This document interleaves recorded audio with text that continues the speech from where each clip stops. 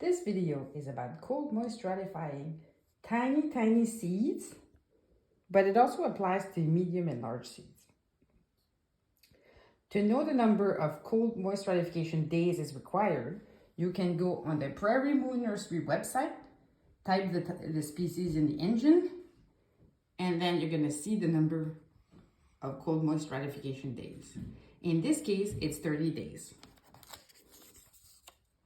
So what I did is I wrote the type of species that I have on a piece of paper, the day I'm gonna sow them, and by which date they're gonna be required. So in this case, harebell requires 30 days.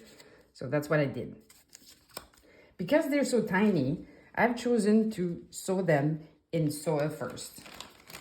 So what you do is you can put some soil in, you can put water in first or after. It doesn't really matter that much. And then you add your seeds.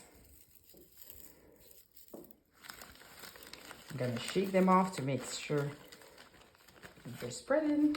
What you want is for the soil to be moistened, not to be damp, so then there's no mold issue.